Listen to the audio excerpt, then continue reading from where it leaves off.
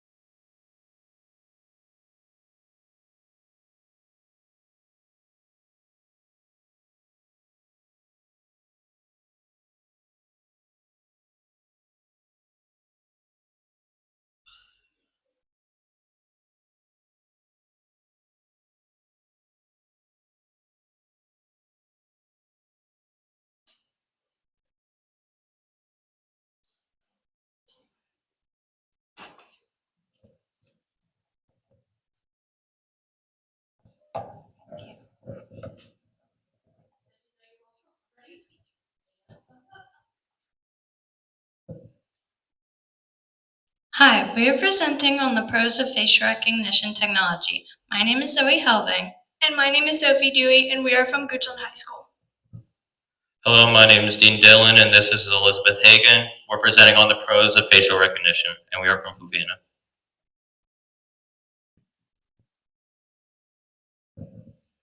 Facial recognition technology was derived from biometrics, which is a form of technology that confirms or identifies someone off of a physical trait. Facial recognition technology began in the early 1960s when protests for civil rights were frequently occurring.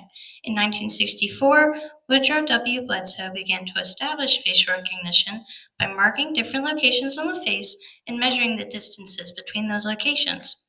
Bledsoe eventually used facial recognition technology to assist the police in identifying faces. Facial recognition continued to evolve until it became available to the general public in 1997. Since then, it has become widely used across both businesses and the government. So facial recognition works off of two things. It works off an IPS and face scans. An IPS is an integrated photo system, which is a collection that the FBI has of many people's faces. And facial scans work off of facial features like distance between eyebrows, hairline, jawline, and hair color and eye color. Congress is working on implementing facial recognition on U.S. businesses and government. And we believe that they should not legislate it because of problems like misuse and possibility for misidentification. The use of facial recognition technology by businesses and government helps better the lives of individuals.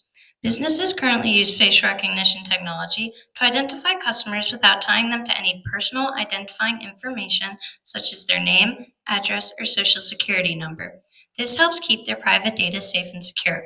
We can also use facial recognition technology for daily conveniences such as unlocking your phone or entering a building. Facial recognition is helpful to law enforcement officers in the field by identifying citizens who may have special needs and allowing the officers to respond properly and safely. Facial recognition technology helps reunite families and find missing persons, especially after wars. By bettering the lives of individuals, people's lives ultimately get easier and safer.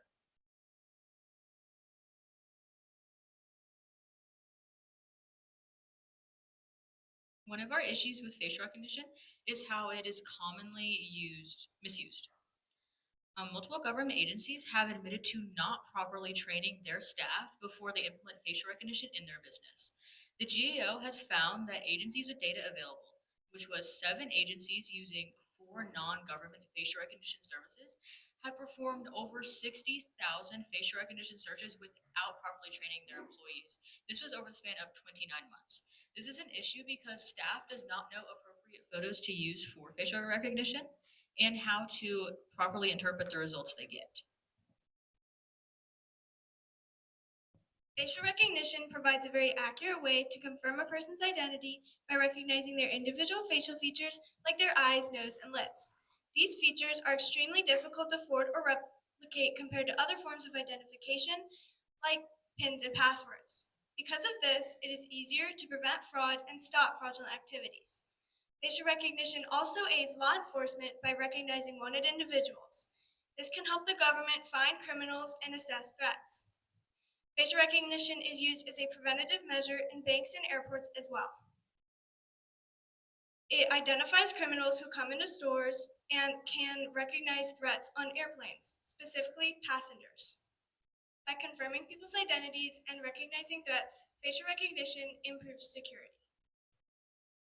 So back in 2020, there was a man who committed a crime in a jewelry store. He robbed it, and in the city of Detroit, they decided to use facial recognition to try and figure out who this man was. The facial recognition came out with a man by the name of William. The city of Detroit arrested him in front of his own family back in 2022. So after he served 3 months in prison, he took the city of Detroit to court, and it was found that he was not the man in this photo. Police Chief James Craig said that the facial recognition failed 96% of the time. One reason why the facial recognition came out as wrong is the image quality.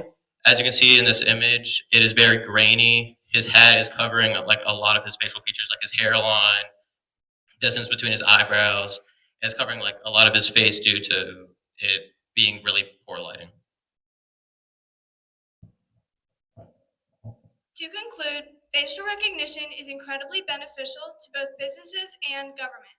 It's helpful because it makes people's lives easier and safer. It does this by supporting them in daily life and tough situations. Facial recognition also aids security by recognizing threats and preventing fraud. It confirms a person's identity using their unique facial features and can keep tabs on known criminals as well. Overall, our recommendation to Congress is that facial recognition is extremely beneficial for both business and government use. So in conclusion, we think that with things like misidentification, security threats, and misuse, that Congress should not allow facial recognition for business and government. We think that it is not developed as it could be. Like, for example, in the William v. Detroit case, how he was misidentified because of something as simple as the lighting in the photo. So our proposition for Congress is that if they really would like to use facial recognition, they need to have it developed more and make sure that it is overall just safer for all Americans who would be affected.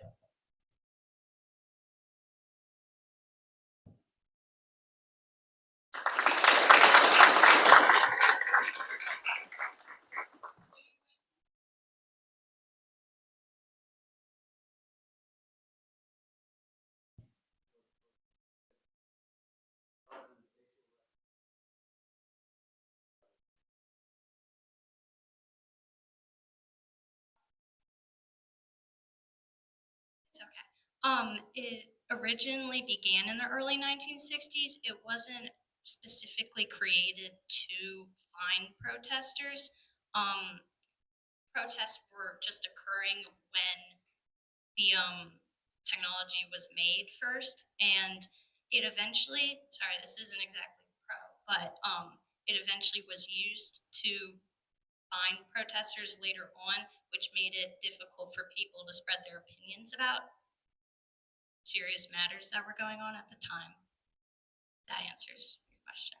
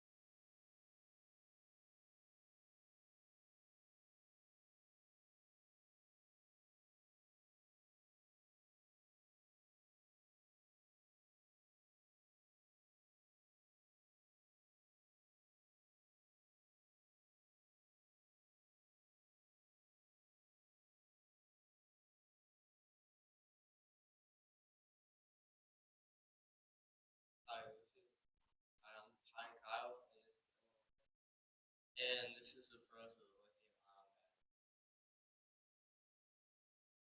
The lithium-ion battery was created in 1976 during the oil crisis, which during the oil crisis, the U.S. was considerably low in the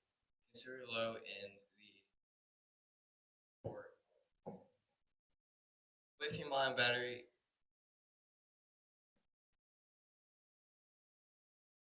During the oil crisis, the U.S. was very short in a source of energy, so the lithium-ion battery was created to test for a new source of energy that was renewable. And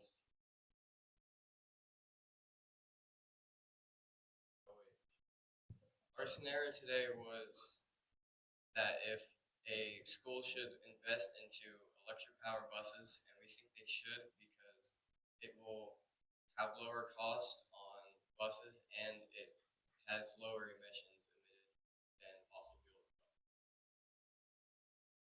First reason why they are lower in cost is because the electricity is a lot cheaper to fuel than fossil fuel powered buses. And according to a study by the West Institution, the school tested how much they could save using electric powered buses through maintenance and fuel costs, and they were saving on average $563 a month. And in a span of electric buses lifetime, they could save around $100,000 for a school just for one bus.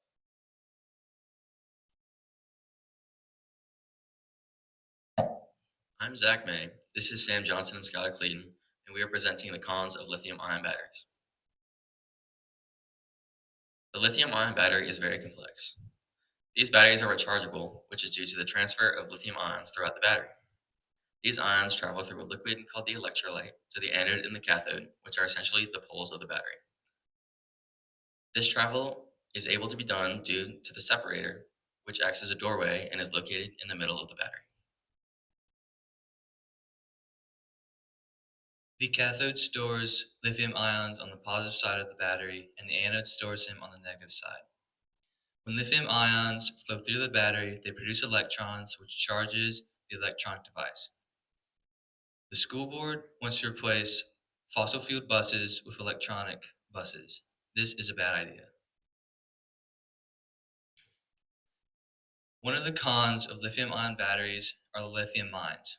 These mines decrease water levels of local countries due to drilling. Countries like Argentina and Bolivia that mine out lithium experience regular droughts because of the decreased water level. Farmland in these countries is contaminated by the waste of lithium mines, making it virtually impossible for crops to grow. Natives of lithium-rich areas usually do not consent to the mining, but are forced to by corporate and governmental greed. An example of this would be the Jujuy people of Argentina, who are exploited for their lithium and forced to mine it. Overall, lithium-ion batteries are bad because of the horrible mining process. The second pro of the switch to these lithium battery buses is that they are not. This is because of their less emissions, their longer life, and their. Firstly, according to an article by the Electric School Bus Initiative, they produce less than half emissions produced by either diesel or propane powered buses, and this is due to the fact that they have zero tailpipe emissions, and the only emissions coming from the buses is the energy to run the buses themselves. And continuing on, they have a longer lifespan because these fossil fuel powered buses normally last 12 to 15 years, while electric buses last anywhere from 50 years. This longer lifespan is mainly due to the high energy density and the high energy density helps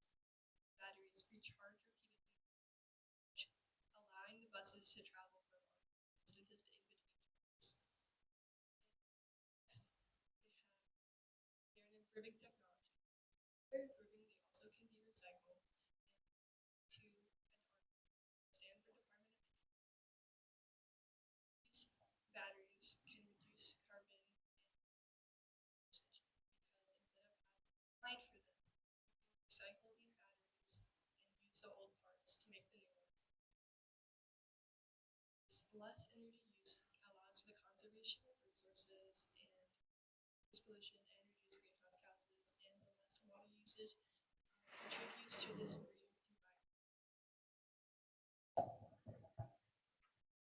Another con of the lithium-ion battery is its unsustainability in the future. In a world of constant innovation, people will always be looking for the best thing. The lithium-ion battery is not the best option for that. One of two things will happen when lithium-ion batteries are pushed to become more powerful. They will either overheat and become dangerous, or be made too big to fit in something the size of a phone. We've seen in many cases of phones and cars exploding that lithium-ion batteries are very dangerous. Additionally, lithium is a limited resource and will run out in times to come. Finally, lithium mining regulations are increasing and will hinder the creation of lithium-ion batteries. Overall, lithium-ion batteries are not the best option for the future. In conclusion, we think that the school should make this switch to the lithium battery-powered buses because of the lower costs across the board.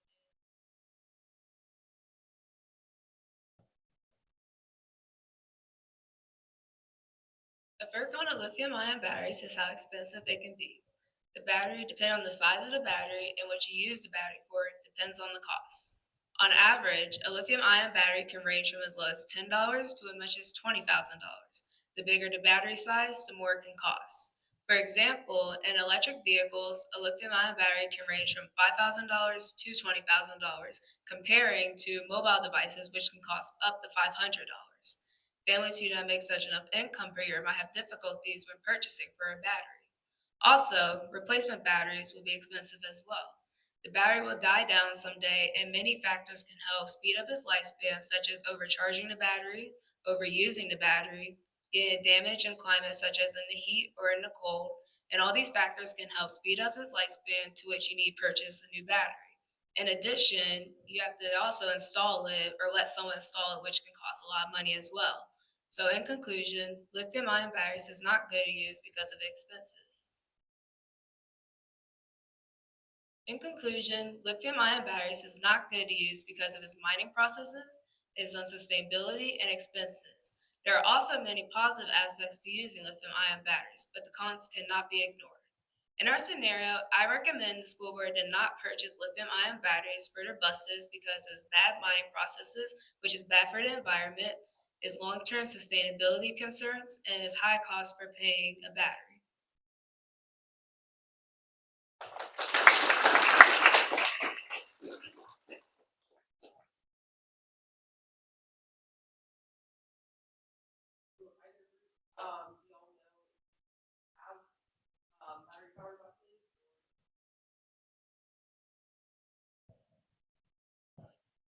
We have a few EV buses, but most of our buses are not battery powered. Sure about if we have any electric buses, but I know they're mostly diesel if we do have buses.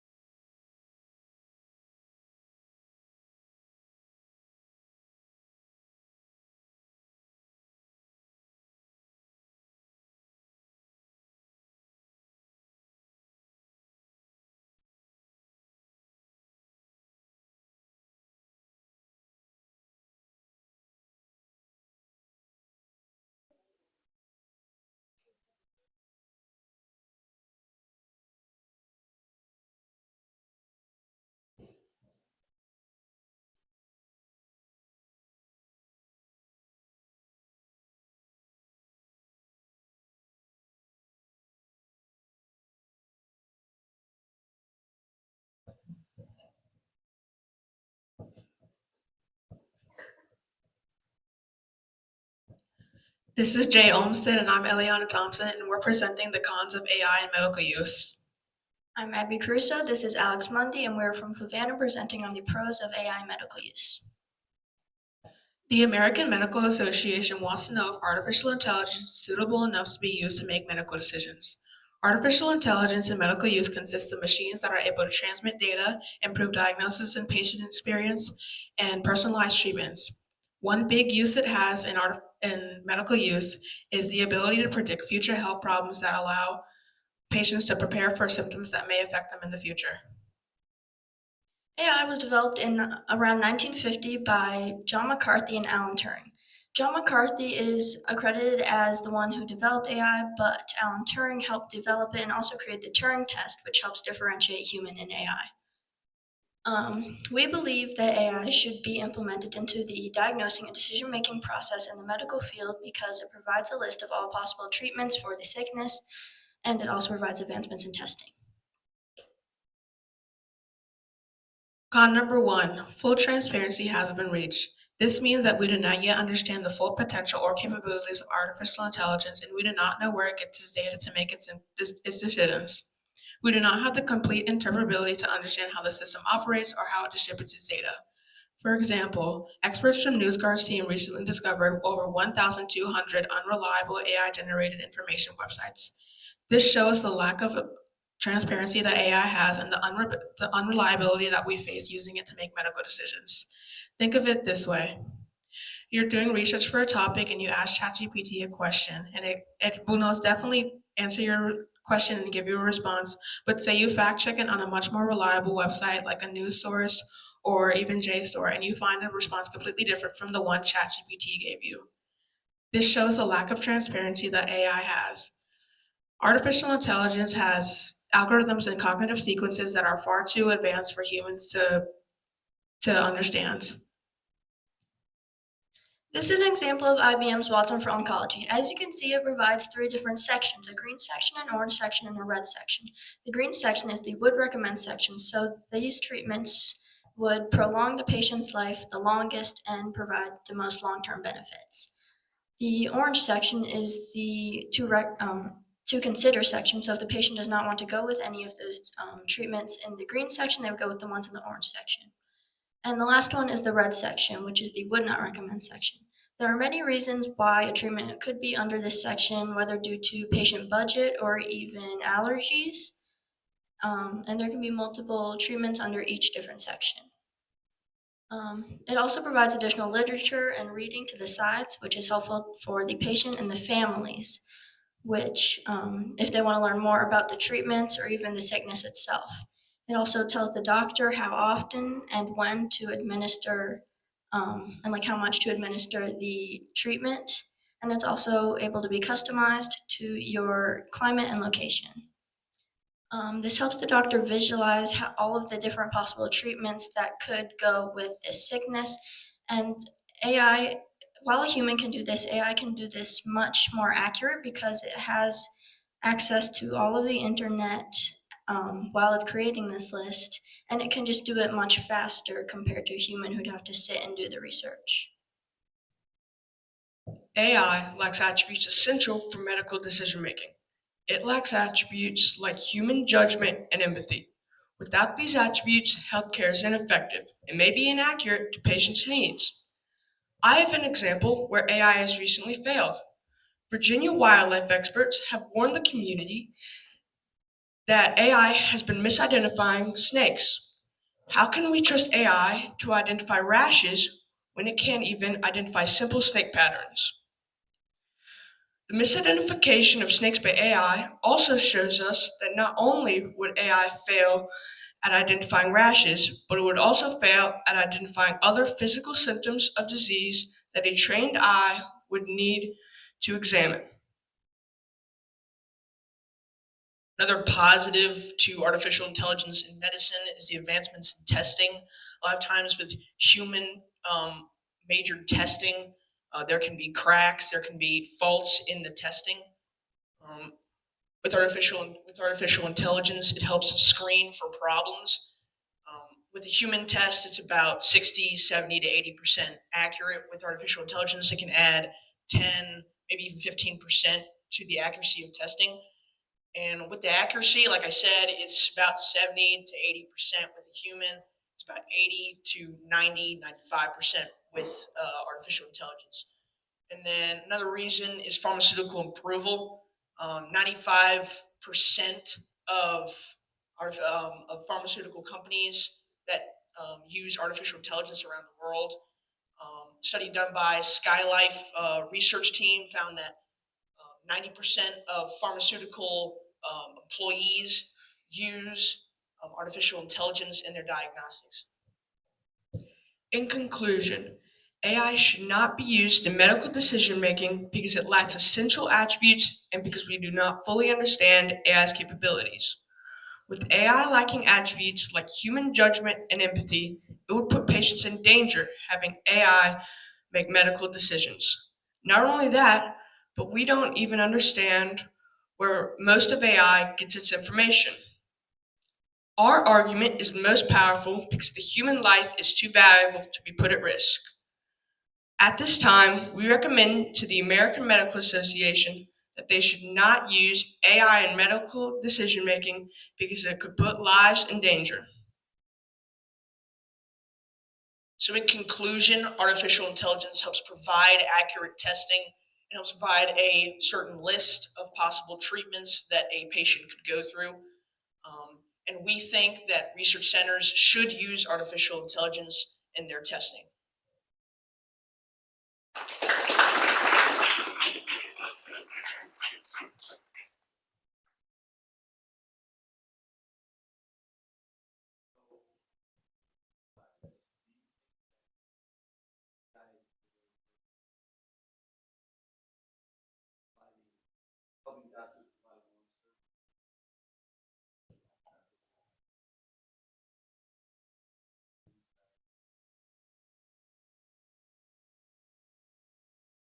You said both sides?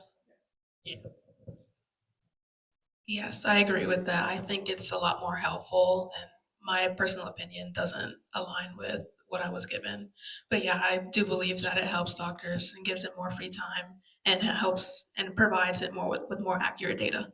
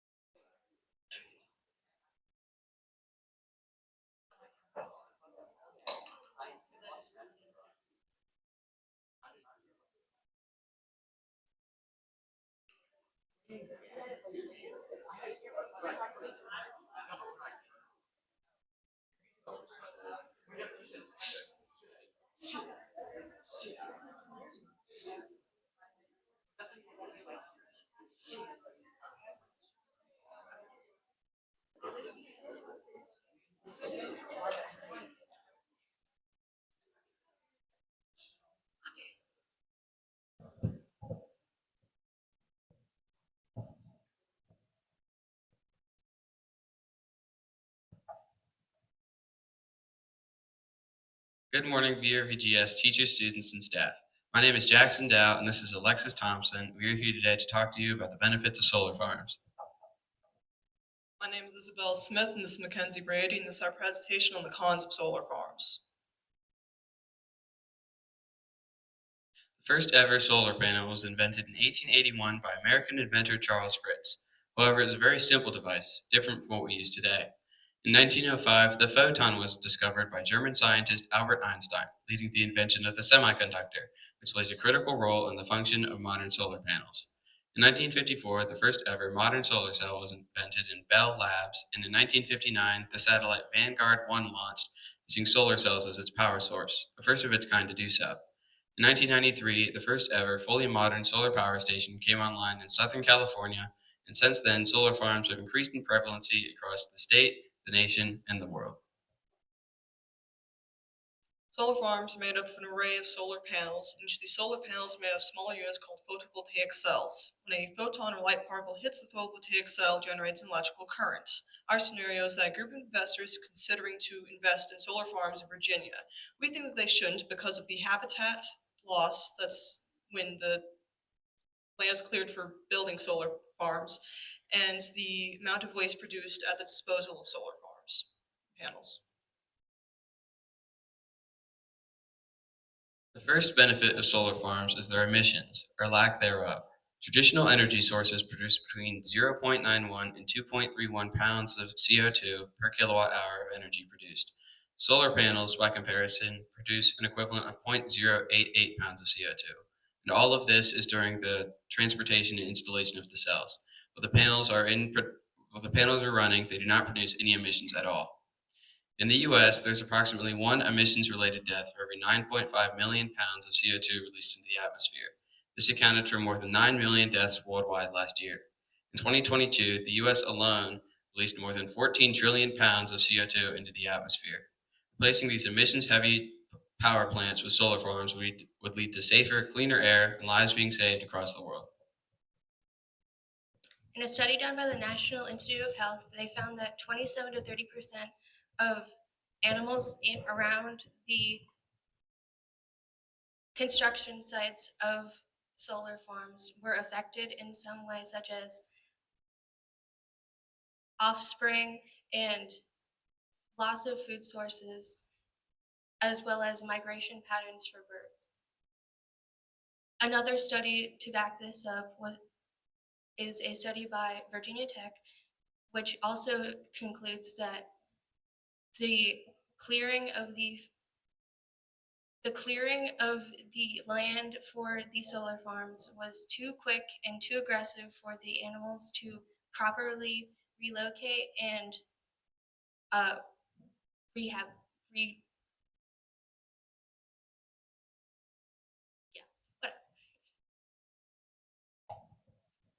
Solar farms are beneficial due to the amount of varying job opportunities they offer. These jobs include construction workers, heavy machinery workers, energy technicians, project managers, researchers, and manufacturers. They as well impact jobs in agriculture, such as agriculture engineers, farm managers, and groundwater specialists. As new businesses that rely on solar energy move into the community, they as well bring in more job options. Since the 2010 USA Solar Energy Occupation Census, there's been a 200% increase in jobs involving solar farms. Globally, there are 4.9 million people involved in a solar farm job, which is a drastic increase since 2010, where there was only just above 16,000 people.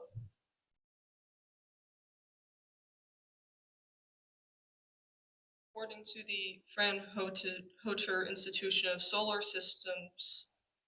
Energy Systems, the average solar panel contains 14 grams of lead. While this might not seem like a much, considering there are over 5 million solar panels in use today, this adds up. Heavy metals such as lead can leach into the soil and impact local environments. According to the Alternate Energy Association, in an article by Ava Matthews, if the average solar panel weighs 18 kilograms, then there would be 20 million tons of waste. This is not proportional to the amount of electricity that is produced by solar panels in their lifetime, especially considering that that some panels don't make it that far. 10% of solar panels retire early due to manufacturing errors or damage during transportation. Because of the amount of waste produced by solar panels, our investors should not invest in solar farms in Virginia. In summary, Virginia investors should fund solar farms because they are beneficial to the environment and supporting local economy. Solar farms pave the path for a brighter and cleaner future because they reduce greenhouse gas emissions and non-polluted air. The emission of a conventional fossil fuel energy source is 976 pounds per megawatt hour more than a solar farm. Solar farms are also beneficial to giving job opportunities for those who may not have a way to get another job. It is a great investment for investors in Virginia because they are looking forward to a greener and more economically stable future. In conclusion, we believe that our investors should not invest in solar farms because of the improper disposal of these solar panels and the habitat loss that goes along with the creation of them.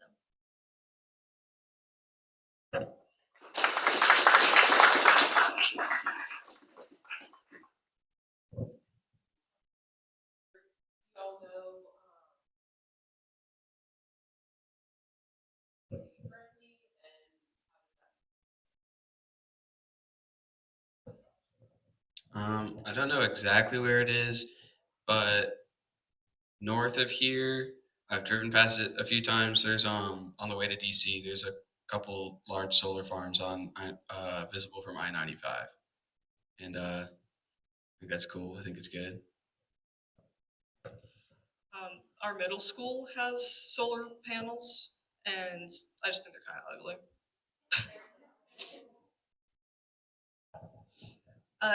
It also it's behind our middle school, so there was like a bunch of trees, and it was like really pretty behind there, and then like it just got like taken down. It was just wiped out.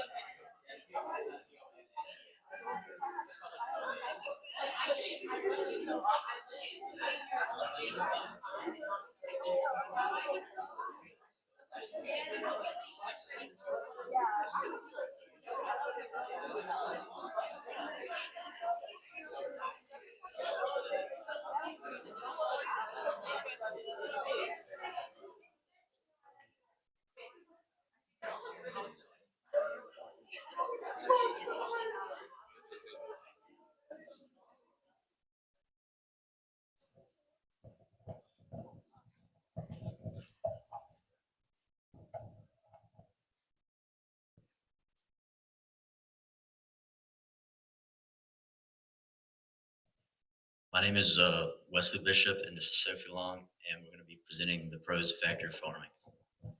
Hi, I'm Katie Roberts, and this is Addie Kemp, and we will be presenting to you the cons of factory farming.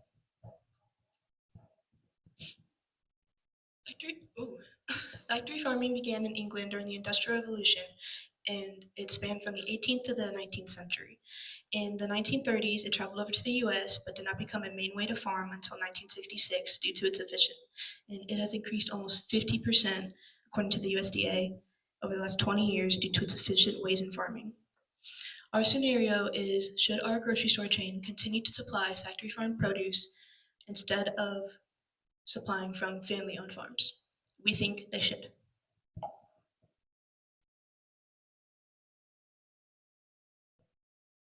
So how does factory farming work? Factory farming is the mass production of plants and animals in order to be more efficient. For the sake of the grocery store, we believe that we should not use factory farming because compared to free-range farms, they don't give animals room to roam, and they give animals toxins and pollutes that they're surrounded by. One pro of factory farming is its better quality and quantity.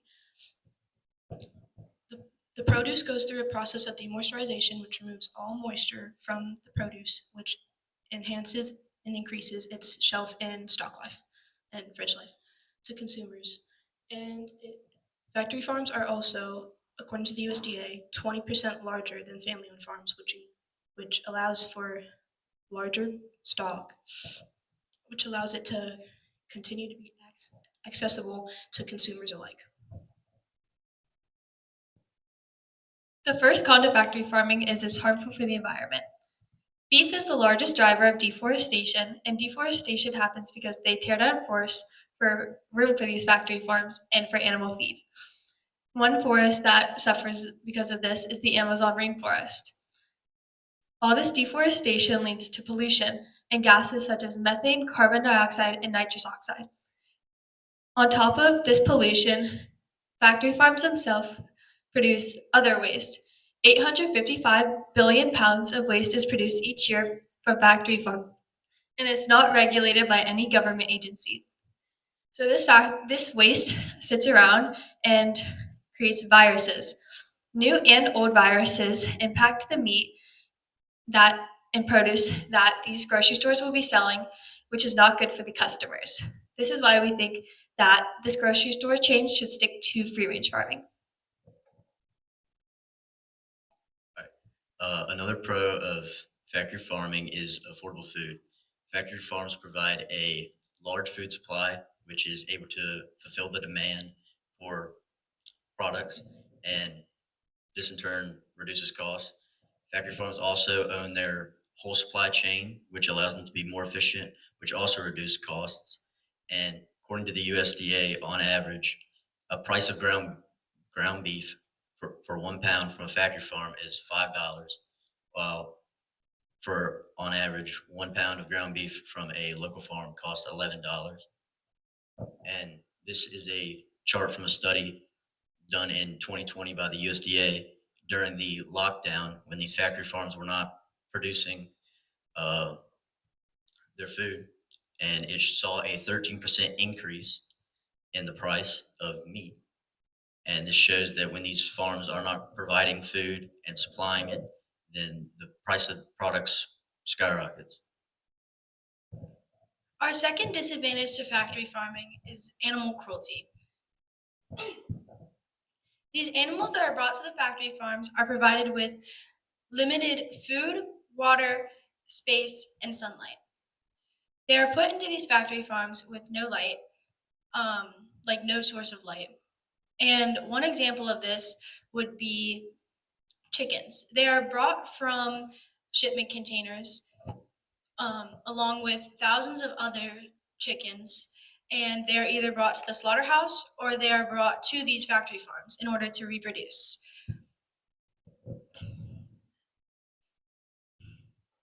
They went in these factory farms. They are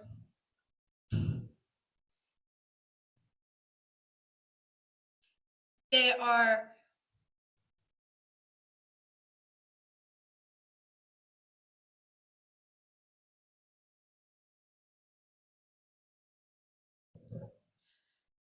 In these factory farms, they're confined in small 1-by-1 spaces, and it's really stressful and shocking for the animals.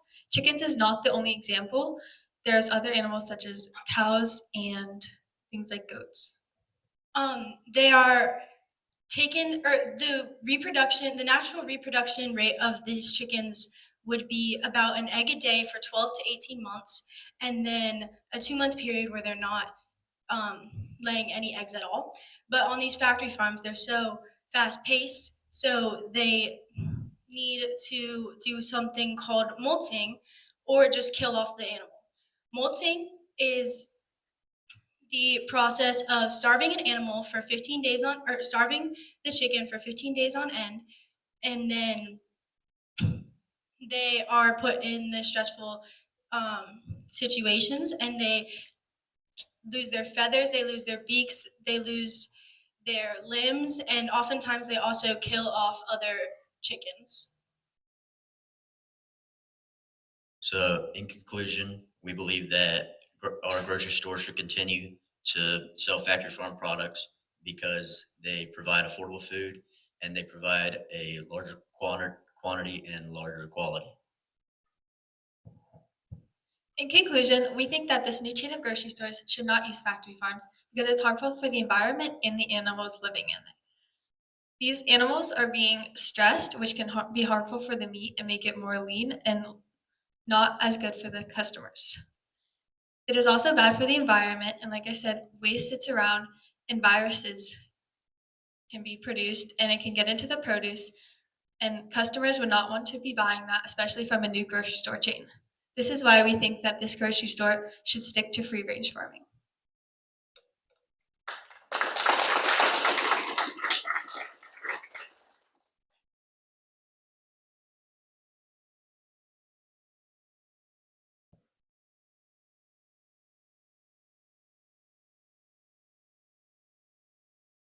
Both actually should talk a lot about animals. What are our thoughts on We think it's a lot better for plants because they're still using a lot of pesticides and it's not very good, but factory farming plants is better than factory farming animals in my opinion. A lot of factory farm plants are used to feed animals, and we would say that it's better, provides a lot of produce. We're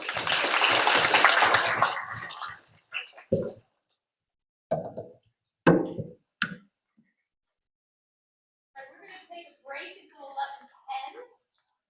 Please stay in this general area, of course, but you may stretch your legs and visit a little bit. It's very unconscious. Still be conscious. No, it's fine. It's like I tried to help, but then I think I missed your part. Yeah, I think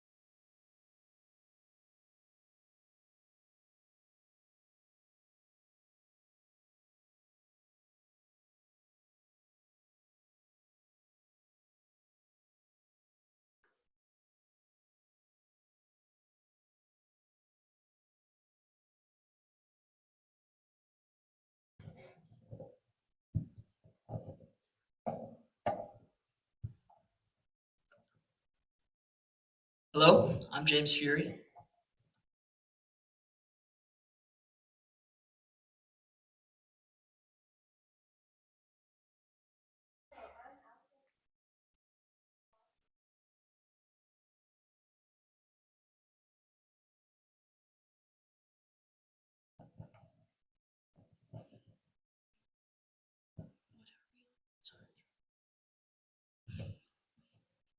Our scenario was a board of directors for a factory want to know whether they should replace their human workers with robots or not. A brief history of robotics. We started to see it during the Industrial Revolution, during the 18th and 19th century, and throughout the years they would begin to advance and start using technologies like AI and other stuff to become more advanced.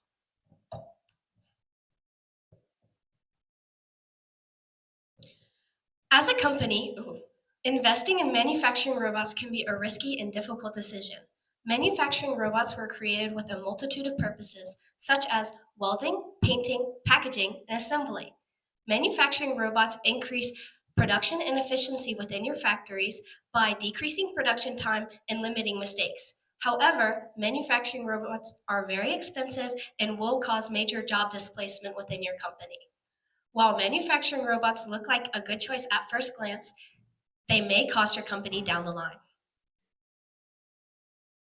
One of our arguments is the efficiency of robots. National Library of Medicine did a study proving that in robot surgery alone, robots were 29% better in productivity. Also, stores like Walmart and Target that have started using self-checkout AI technology has proven that robots can work for longer and faster than most humans can. As a large and successful company, profit is a main priority. Manufacturing robots are very expensive. It can cost from $20,000 to $400,000 just for one robot. And that does not include the installation fee, which can be $15,000. After you install the robot, then you must program it, which can cost upwards of $30,000. After you buy, install, and program the robot, then you must pay for annual maintenance fees and employee training. While your company may pay back the robot over time, it can take multiple years to do so, which can limit profit and may cause financial strain upon your company. Overall, you should save the hassle of switching to robotic labor and stick with human labor. So a lot of people lose their lives every year in careers where these lives couldn't be lost by using robots. So robots can handle extremes that humans can't, such as extreme temperature and pressure. These can be prevented. Robots can also lift more than humans consistently. Collaborative robots are a specific type of robots that use AI, machine learning, and other things to work well with humans. They can cut off completely any running things that are could take a life, like a conveyor belt or anything like that.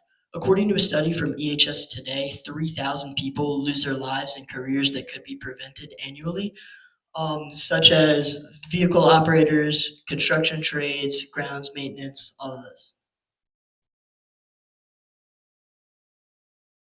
Firstly, I'd like to begin with talking about the second con of industrial robotics. Someone thinks of the cons of industrial robotics, the first thing that comes to mind is the job that it's taking and that's a very valid reasonable concern in automating our factories. According to MIT's Sloan Management School, found that for every robot out of 1,000 workers, wages in the U.S. would decrease by 0.42%, and that the ratio of employment to population would decrease by 0.2%. However, the jobs being taken by industrial robots are not the ones that have to deal with management, employment, or administration. Rather, they're the ones taking the jobs of the lower classes of the industry, like jobs that have to deal with industry assembly process or the assembly. This, in the long term, will create an imbalance in the economy because now the higher classes now are getting paid more due to not needing as many workers, and the lower classes have less jobs and a lower wage.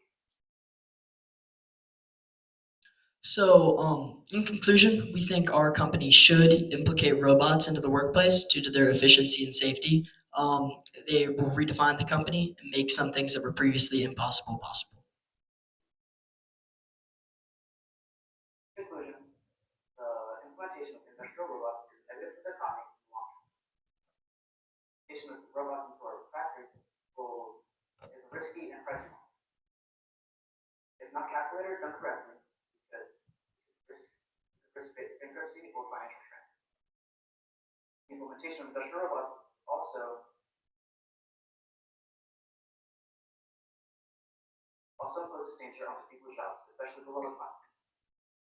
This creates an economic problem with implementing automation to our factories, and it should not be something that we should be advocating.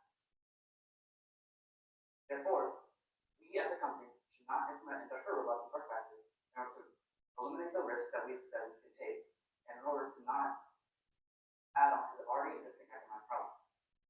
With that, thank you for your time, and this concludes our presentation of industrial robots.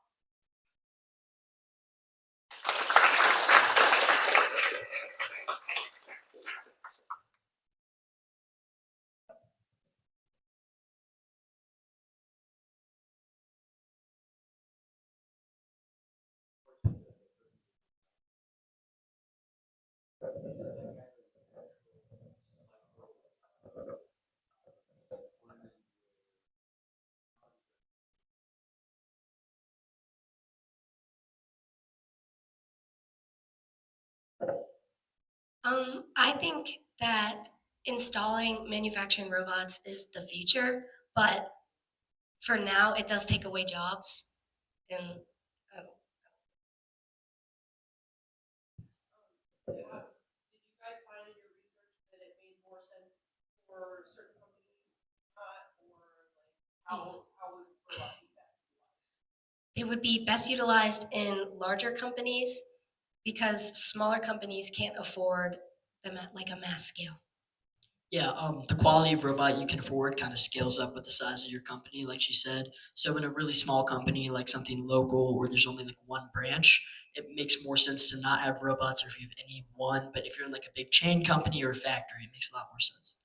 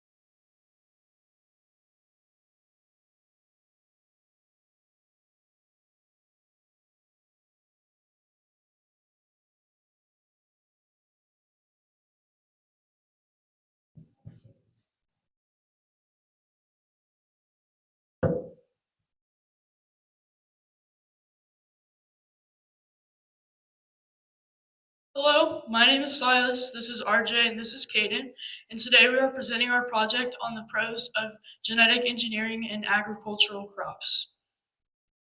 I'm Anthony, this is Maxwell, and we are here to present the cons of genetic engineering of agricultural crops. All right, so our scenario is the FDA is looking to update their guidelines on genetic engineering in agricultural crops for producers, consumers, and governments. So we'll be talking to you all about the pros of genetic engineering. A little background, genetic engineering was developed in the 1970s by by two biochemists, Stanley Cohen and Herbert Boyer. The first subjects to genetic engineering were microorganisms, and microorganisms are still greatly used in this process today. The first genetically modified food approved by the FDA was a tomato, which was known as the flavor saver. It was modified to ripen slower than the other tomatoes, giving it a longer shelf life. So today, over 70% of all foods in grocery stores and supermarkets have been genetically modified in some way. The Federal Drug Administration wants to change their guidelines on genetically engineered foods for governments, producers, and consumers. We believe that they should outlaw genetically engineered foods because of the potential increase in food allergies. And these genetically engineered foods require herbicides and pesticides that are incredibly harmful to the environment. So in farming, there are oftentimes animals and insects that will attack and consume farmers' crops, known as pests. And to deter these pests, farmers will use a family of liquid chemicals, ironically known as pesticides, which are sprayed on top of the crops to deter these pests either by an extreme stench or bitter taste that will either poison them or deter them away. However, these pesticides present serious health risks to humans, as well as contaminate the soil that they're sprayed upon and can kill native plants in the area. However, GMOs, which is the genetic modification of crops for its own improvement, can be used in this situation so that when these plants sprout, they already deter these pests without needing to use these extremely toxic chemicals. This creates a healthier environment for animals, plants, and humans alike. Our first key point, the potential increase in food allergies. As you can see on this graph from the National Library of Medicine, the hospitalization rate of allergic reactions is steadily increasing while the fatality rate is steadily decreasing. We can expect these numbers to increase due to the chance that if we continue to change the genes of our food, this could lead to new food allergies. As the environment is changing around plants, the plants need to change as well. GMOs can help these plants adapt to things such as droughts and floods. They can also help plants that don't live in a specific area be able to thrive in different parts of the world or a country. For our second con, we have disruption of ecosystems and unnatural consequences. With a study done in 1999 by the Cornell University, they dusted milkweed with Bt corn pollen. 80% of that milkweed was deteriorated. That is a critical food source for monarch butterflies. In their habitat, they need this milkweed. And when dusted with Bt corn pollen, it all deteriorated, and that can be very harmful. Another example of disruption of ecosystems is superweeds. Superweeds are caused by these harmful pesticides known as glyphosate and other herbicides. These superweeds can pass natural disasters and other harmful things that the earth gives us because they have gone through these pesticides. They stick with the ecosystems and they harm them critically. Another example is biodiversity loss. When farmers plant these GMOs, it knocks out all the other plants and animals. This can harm ecosystems with only one plant and one animal. This creates limited biodiversity. So our third pro is nutritional values. Genetically modified plants and crops can be modified to have a higher or lower value of a certain nutrient. So two examples of this would be golden rice and soybean oil. Golden rice can satisfy up to 50% of your vitamin A content, like daily intake over just plain white rice. And soybean oil has a decreased amount of trans fats, and what trans fats do is they increase your bad cholesterol and decrease your good cholesterol, which can lead to heart problems like heart failure or like heart attacks or anything like that. We believe that the FDA should not approve of GMOs due to the allergens and the ecosystem disruption and unnatural consequences. The FDA should make critical changes to these GMOs and go through with them to the point where it should be monitored and there should be less GMO farms so then it cannot cause biodiversity loss. And also, I think they should use less pesticides and herbicides so they cannot cause super weeds. Overall, we believe that the FDA should not change the regulations on GMOs. They help benefit farmers and crops more beneficially, and they are very good.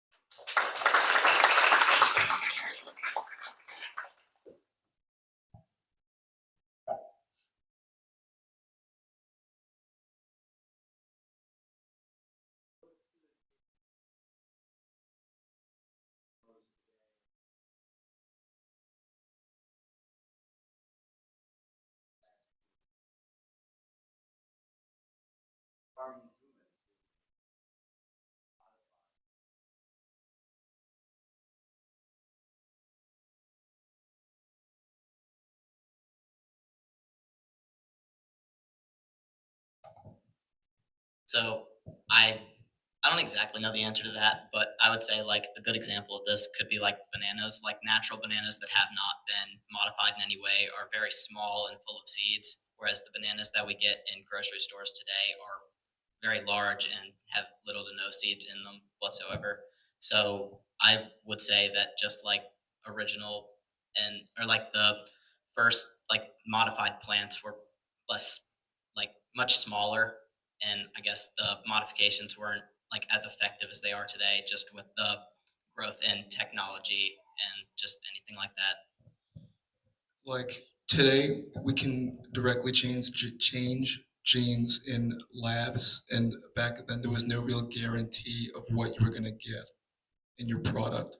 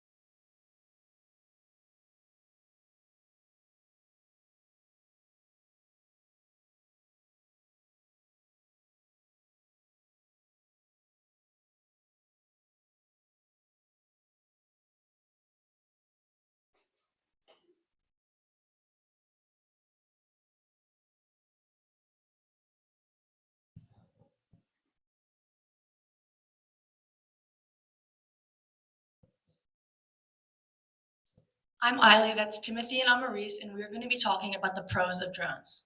I'm Braden, and this is Gracie Gondry, and we're going to be talking about the cons of drones.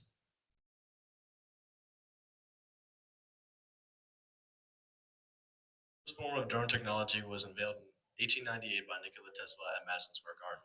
What Nikola Tesla did is he created small radio-controlled boats that he was able to swim around in small pools and woo the crowd. The crowd was amazed by his invention, and Nikola Tesla was very proud, has very much pride in his work, and was excited to see it and see how it would be used to bring peace to the military.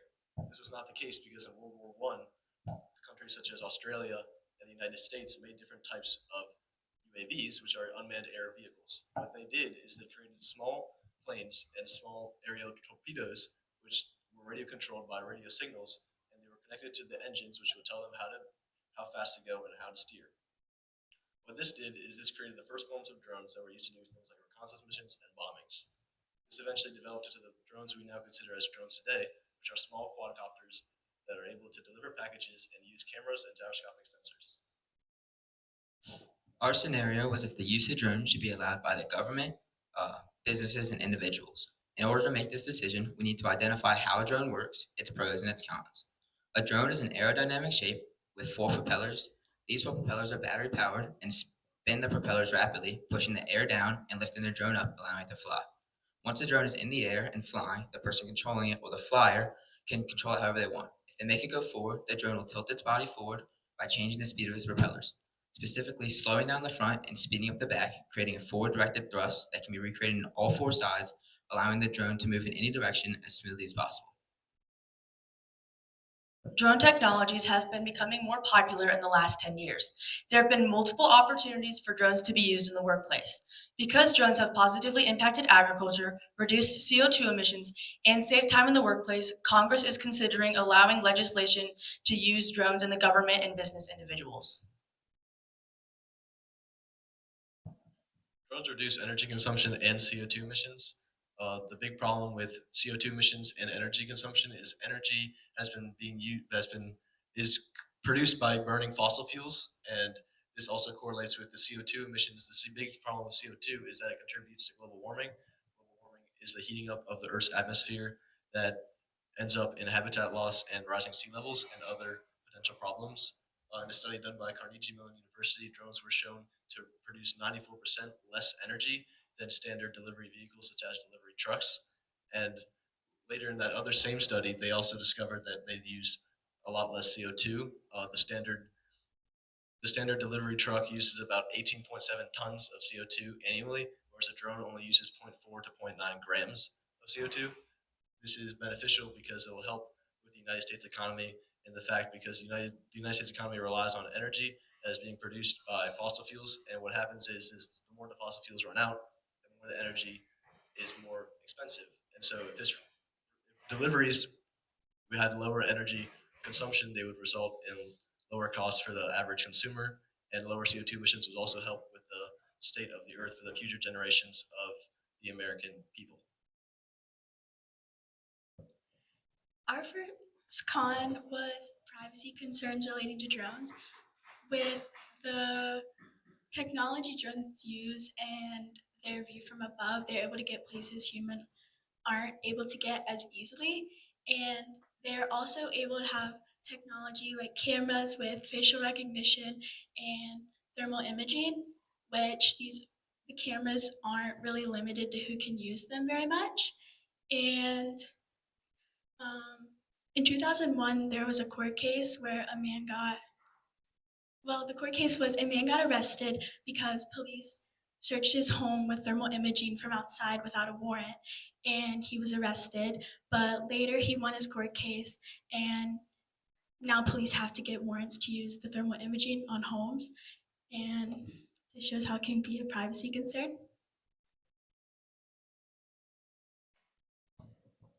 The second reason that drones should be able to be used in the government and business individuals is because drones are safer and more time efficient than other technologies.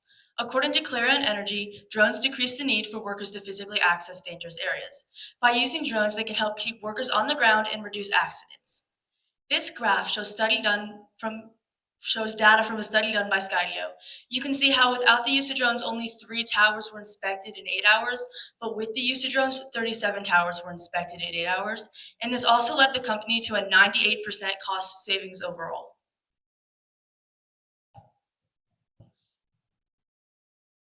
Our other con is drone short flight time.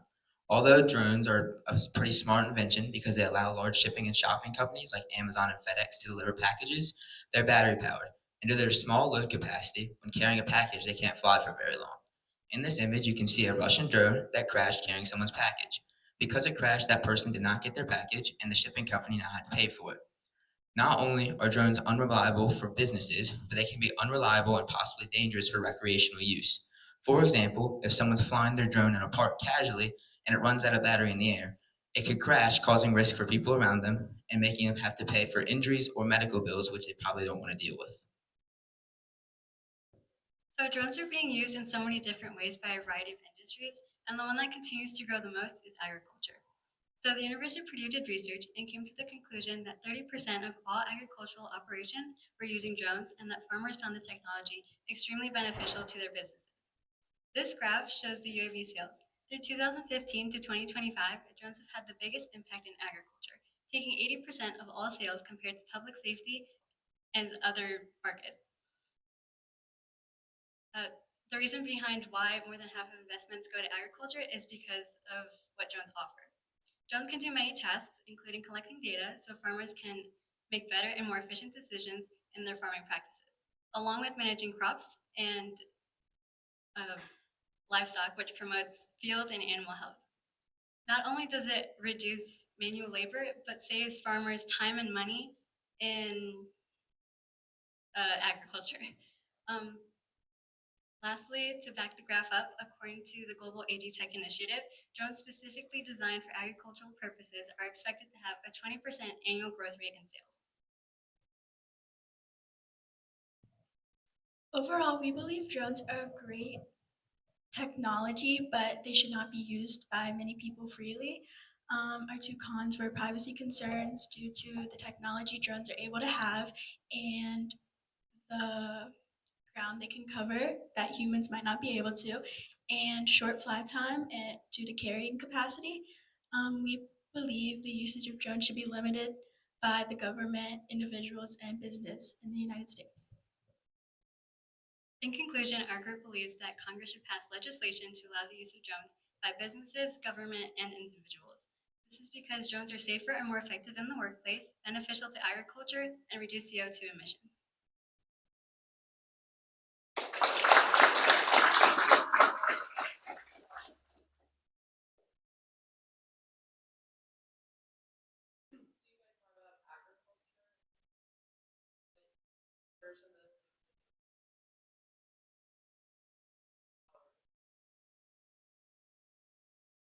So a few farmers or bigger businesses that need to produce more use like different size drones, and a few of them have like special scanning features that can not only like find, okay, so in some parts of the field that aren't being able to like be used, the drones can find other areas. So that's like one of the biggest parts that kind of lead to why they need them.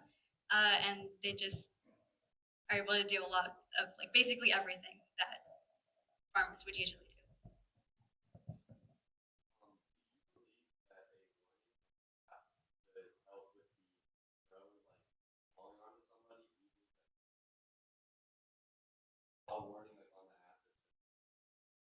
I don't know what app you're talking about. Usually it's a controller. Maybe if you're new and you just bought the drone, you might not know how to use it all the way. You just want to have fun with it. So, if for the more experienced, yeah, it's a little safer. But for the people who are new, it might not be.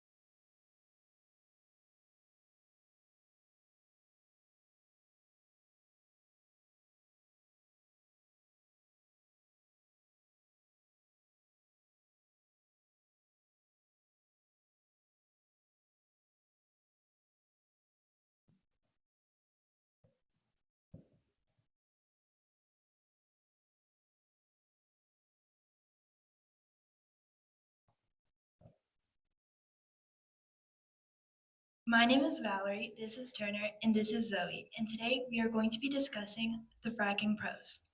Hello, my name is Ramsey. And my name is Adelie, and we're going to be talking about the cons of hydraulic fracturing.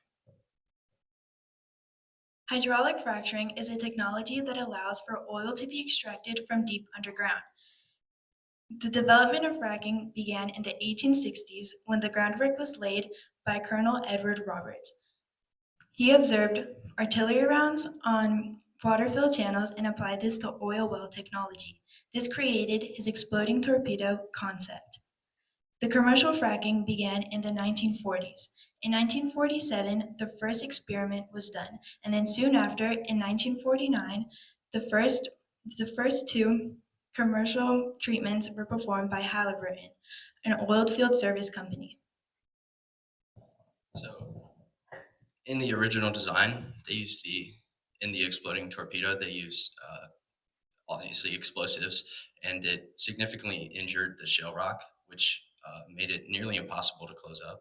And so in the 1940s, they switched that out with high pressure blasts of water, which was just as effective in opening up the rock, but it made it so much easier to heal up. And at the beginning of the 21st century, they made two significant changes. One is they added chemicals and sand to the pressure blast of water, and they used horizontal drilling, which got deeper into the rock. Our scenario is that a board of supervisors has been considering whether or not to allow fracking in their county, and they've asked for the pros and cons. Hydraulic fracturing, also known as fracking, is a form of getting oil by shooting a proppant or fracking fluid into the ground, which is usually made up of water, chemicals, and sediments, and it breaks apart the ground and lets the natural resources come to the surface so that they can be harvested. This is usually done in shale because it breaks apart easily. It's common in the United States, Canada, China, and other countries as well. The American Petroleum Institute claims that 2.5 to 11 million jobs are supported by the fracking industry. This means that there are many roles being created and that need to be filled.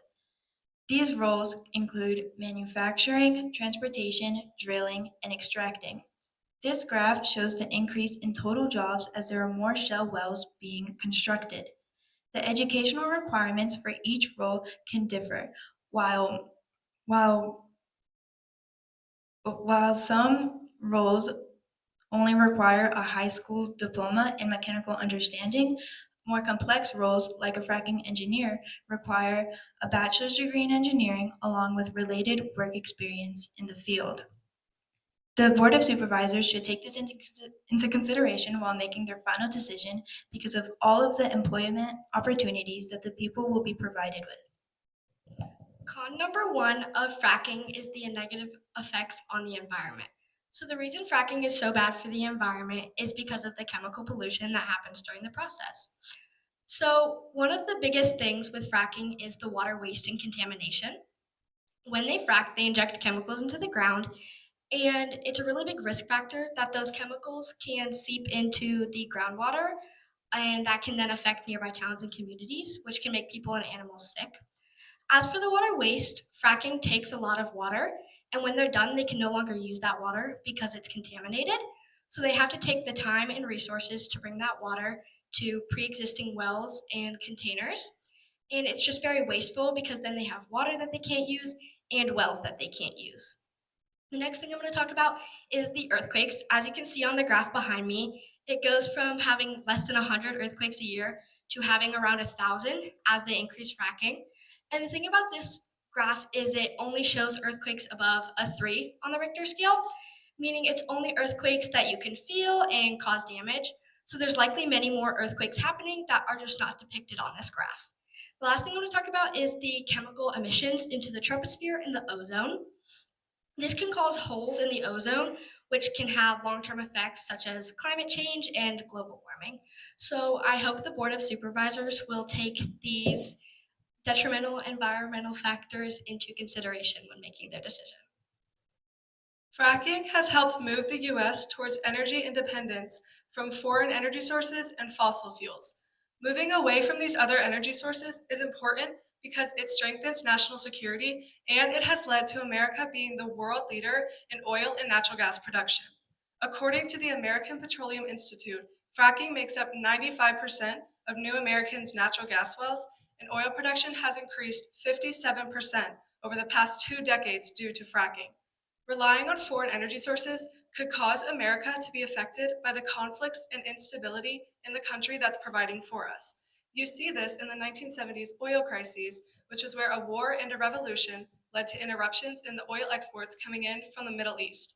The community should consider allowing fracking to support the economic and national cause and benefits for the country. The other main negative effect of fracking is the health problems that it can cause. Fracking has been linked to several diseases, including lung cancer, asthma, and even neurological disorders. One of the main drivers of disease around fracking is inhaling silica. Silica is oftentimes an ingredient used in the proppants, and when inhaled, they can cause several types of cancer, kidney disease, and kidney failure, and this affects both the workers and nearby civilians. Although some companies do require workers to wear masks to prevent disease, it's oftentimes not enforced and it doesn't protect the civilians from the silica. The pollution around fracking can also cause health problems. Methane released into the ground can get into aquifers and get people sick on a small scale, but also oil and chemical spills, when not cleaned up correctly, can get into the water supply and get hundreds or thousands of people sick. Fracking has also been linked to issues around childbirth and pregnancy. Child birth defects, birth complications, and even miscarriages are more common when exposed to fracking. Fracking is also dangerous for children.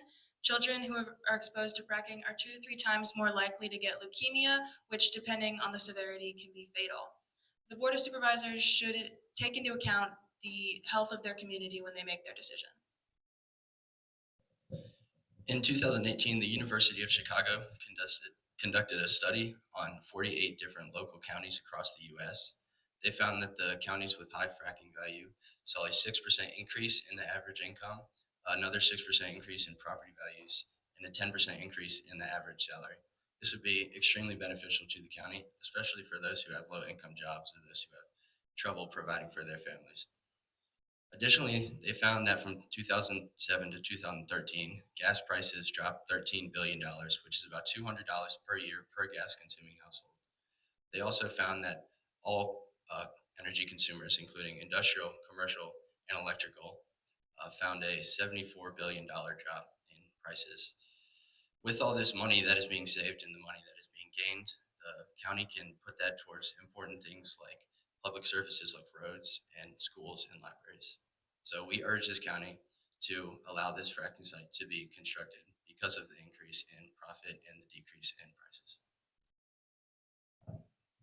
It is our overall opinion for the Board of Supervisors that we do not think they should implement fracking in their county due to the long-term effects fracking can have on the people's health, with kidney disease, lung disease, many cancers, asthma, and neurological problems, and the long-term effects on the environment with global warming, climate change, air pollution, water waste and contamination, and earthquakes. And it is our hope that the Board of Supervisors will have compassion for their community and not place potential revenue over the lives of the environment and their people. Fracking increases job opportunities, moves the U.S. towards energy independence, and boosts the economy. So in conclusion, hydraulic fracturing has economic, national, and employment benefits. We believe that the Board of Supervisors should encourage the construction of fracking sites in a county because of how beneficial it will be to the locals.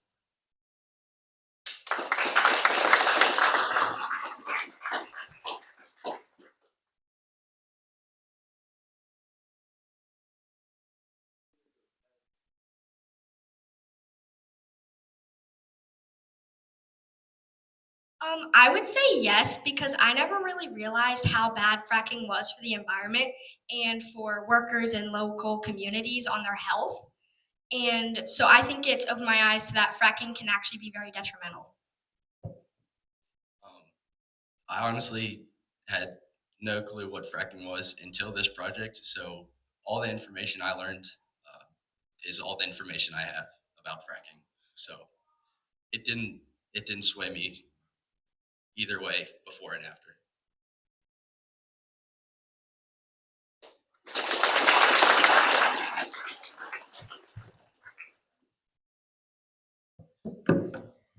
Right, we're gonna take another 10-minute break and start back up at noon.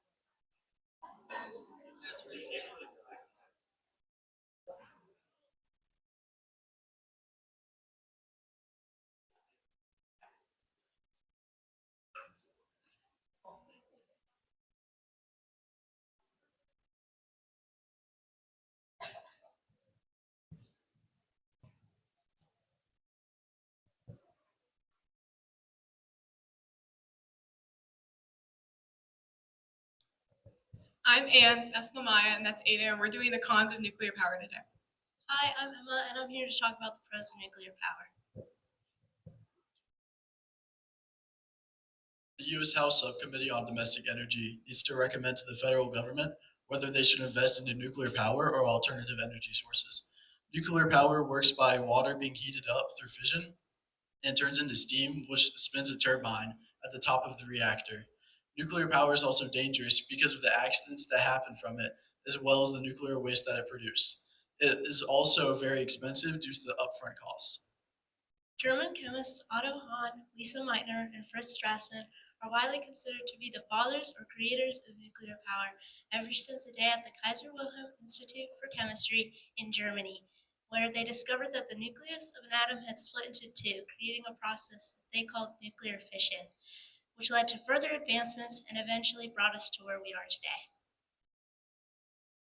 An accident that has happened from nuclear energy is Chernobyl, where 30 people died and 350,000 people were evacuated. It was caused because of a poor reactor design, and it happened in Ukraine and caused the land to be uninhabitable for thousands of years. The 3 Mile Island incident was also because of the reactor, which had a malfunction, and it caused new safety regulations to be put in place. Fukushima in Japan was caused by an earthquake and it had thousands of people that needed to be evacuated. If something like that were to happen here, it would cause the land to be uninhabitable for thousands of years. The first pro of nuclear power is the advantages of its efficiency levels. As seen on the screen, in a 2020 report by the U.S. Department of Energy, nuclear power had the highest capacity factor. What this means is that nuclear power plants were able to produce the maximum amount of power possible for 92% of the time, which was higher than any other energy producer that year, such as coal plants and water mills. In a further report, it was discovered that nuclear power plants are 8,000 times more efficient than fossil fuels. So overall, they're much better and logical in terms of ability. The second con of nuclear power is the nuclear waste that is produced. This waste is highly radioactive and is detrimental to our ecosystems. The waste is transported through roads, railroads, or water, which can be very dangerous because if one of the vehicles were to be hijacked, the materials in the waste could be used to make weapons. These storage containers are also expensive and highly guarded. A study done by the Pacific Northwest National Laboratory discovered that 1/3 of 180 storage containers near the Columbia River have been actively leaking radiation. This is very dangerous for the river and all the ecosystems surrounding. Second pro about nuclear power is the environmental benefits. Nuclear power plants emit much less radiation, and they also produce no greenhouse gases and leave behind no carbon footprint. In another report, it was found that the amount of pollution avoided in 2023 because of nuclear power plants was equivalent to the lifetime emission absorption of 114.8 million trees, which is enough trees to cover all of Rhode Island. As seen on the screen, a 1-inch tall uranium pellet produces the same amount of energy as 1 ton of coal, 17,000 cubic feet of natural gases, and 120 gallons of oil. And so overall, nuclear power plants emit much less waste and are cleaner for the earth. The third con is the cost that nuclear power requires. According to earth.org, compared to other energy sources, nuclear power is one of the most expensive.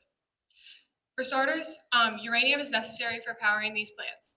Uranium is an element found underground, meaning it is found by mining. The overall enrichment and fabrication and mining cost of this uranium is around $4 billion per plant. The construction, in addition, costs well over $5 billion per plant. There are currently 54 running nuclear energy plants in the U.S. That is $270 billion going just for those construction of those plants. The maintenance is also 55% of that overall cost.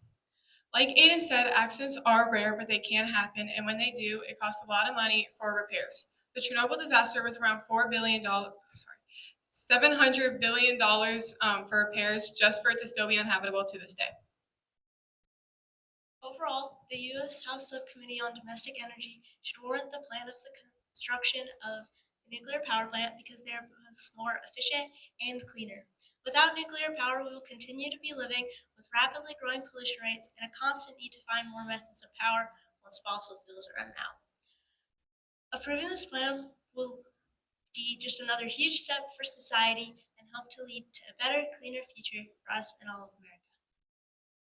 In conclusion, our group believes that the U.S. House Subcommittee on Domestic Energy should not recommend the federal government to build any more nuclear power plants because of the vast amount of waste that's produced and the several accidents that have occurred.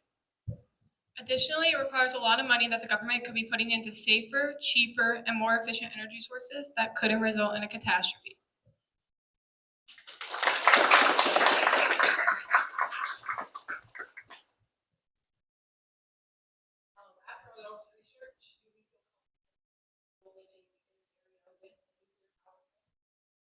No, because like Ian said, accidents happen rarely, but they can happen. And like Chernobyl, the areas, and Fukushima, the land is uninhabitable and really toxic, and thousands of people have died due to cancer and like the air toxicness. I mean, I feel comfortable living next to a nuclear power plant because accidents are, as they said, rare, but other energy producers also have like accidents and things. So I would feel comfortable living next to one.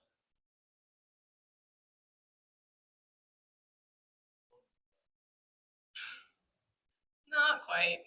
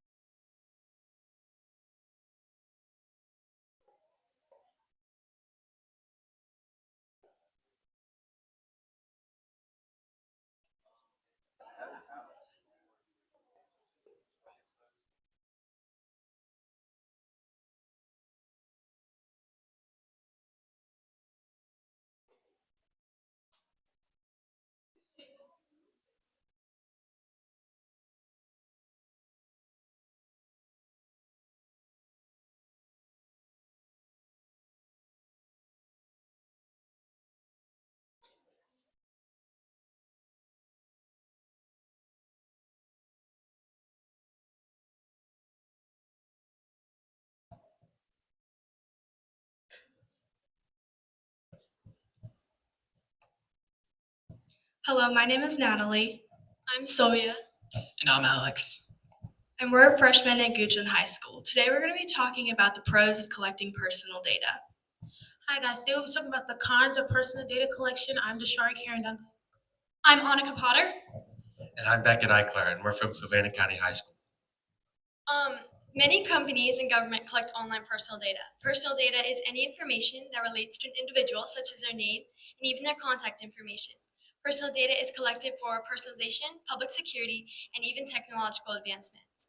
Corporations and governments first collected online data to increase search engines, but the whole reason personal data was created was to increase user experience, cybersecurity, and business operations. In the 20th century, the collection of data skyrocketed. In the late 20th century, the idea of data storage and collection had switched from paper to electronic basis, and through this process, it led to the process of personal data. The practices of collecting as well as storing personal data has changed and evolved drastically over time. To start off, I deem it necessary to define what exactly personal data is. According to Oxford Dictionary, in a simplified version, personal data is any information that relates to you or is able to identify you in any sense. This includes your social security numbers, passports, driver's licenses, emails, fingerprints, medical history, ethnic racial origin, and phone numbers. This data is collected through a multiple of legal and illegal means, such as online cookies, online tracking, online forms, IP addresses, and hacking, malware, illegal buying, and Many people are uncomfortable with the idea of giving their personal information to different websites and apps. To be fair, there have been many data breaches and leaks over the past decade, and many people are very uncomfortable with the idea that anyone could be doing anything with their personal information at any given time. The first point is the public opinion. Public opinion of personal data collection by corporations and the government is not very high, and the public does not like that the government and corporations are taking their data without their knowledge. The Pew Research Center, a nonpartisan think tank based in Washington, D.C., did a series of surveys from June 3rd to June 17th in 2019. They discovered that 7 in 10 Americans say that most or all of their information, whether it be online information or in-store information, is being tracked and collected by these corporations, and about half say the same thing about the government. As we can see by the graph closest to me, about 62% believe that it is unfeasible or even impossible to go through life without having their data collected by corporations. 63% say the same thing about the government. On that top graph, you can see that many people believe that they have little or even no control over what data and how much of their personal data is being collected, and 80% of people are concerned about the use of their data after it's been stored away. It may be sold on the black market, or it may be used for other nefarious purposes that will do harm to that citizen. That is why the study concluded that many Americans believe that there should be stricter guidelines on personal data collection by corporations and the government. The first pro of personal data is that it allows corporations and government organizations to better target their customers. Personal data is one of the most valuable resources to a company because it allows them to target customers through personalization, which is the act of modifying a product in a way that matches the wants or needs of a customer. This allows companies to have the advantage over their competitors and gives them a higher chance of getting the trust of their consumers. Government organizations can also collect personal data to ensure United States citizens receive the benefits they are qualified for, such as healthcare or job service benefits. Additionally, government organizations use this data to positively adjust services already given to citizens. There are many security risks associated with personal data. In 2013, Edward Snowden leaked classified documents that depicted clear evidence of global surveillance systems. In a brief description, global surveillance systems are what the government can use to watch your information and your activity across different websites, so they can gain information on your interests, and they can use this to alter campaigns for voting as well as the development of new apps. In 2014, Yahoo was hacked and different emails and phone numbers were released out to the public. Many people then use these emails and phone numbers to find more deeper pieces of information about anybody that they really wanted to. In 2023, the Indian Council of Medical Research was hacked, and and information such as phone numbers, emails, all the way to personal identification numbers, and the research of that facility were all released out to the public, and the small percentage that weren't were auctioned off on the dark web. Pro number 2 is public security. The collection of personal data by the governments and corporations increases public security. The federal government uses people's individual personal information for functions like border security and even law enforcement. Personal data is stored in databases and can be used to help identify individuals and provide information for facial recognition and can even be used in solving crimes. Personal data has kept society safer due to the ability to get quick access to people's individual information, which can help prevent identity theft and fraud. For example, the TSA, or the Transportation Security Administration, uses people's personal information via facial recognition to help identify potential threats in transportation. The collection of personal data ultimately benefits all citizens by keeping people safe. Within the United States government, there are a multitude of amendments and acts that are put in place to secure our personal data. These include the Fourth Amendment, the Privacy Act, and the Patriot Act.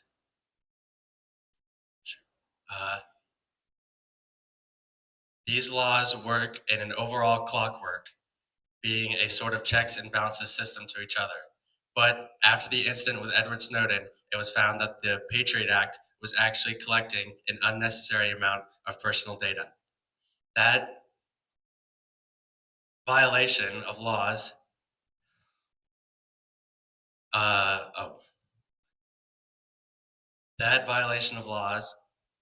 directly goes against the Fourth Amendment, which was unlawfully seizing our personal data, and the Privacy Act, which was putting our data at risk from data breaches that could happen within the United States government.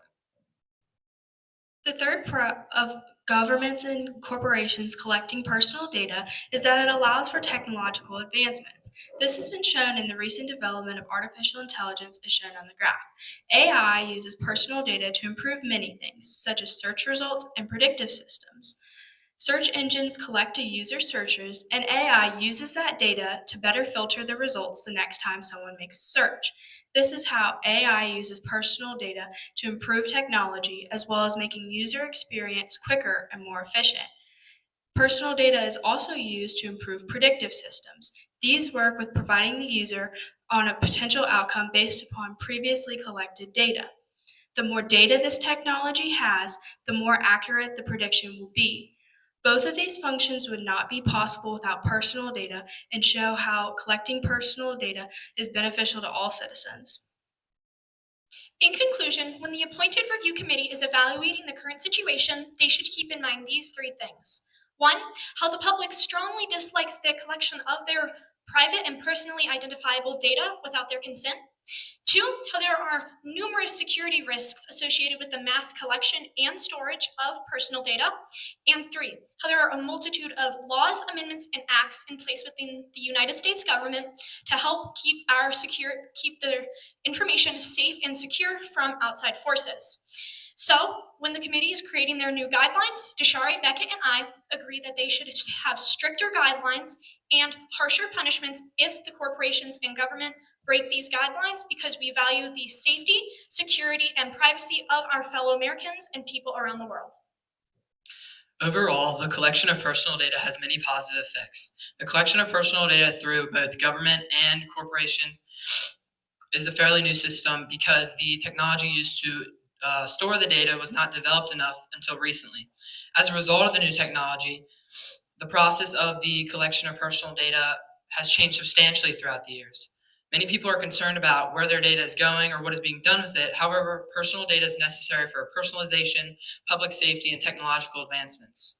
The positive aspects of personal data are beneficial to everyone and clearly outweigh the negatives. Without personal data, the digital world would look completely different.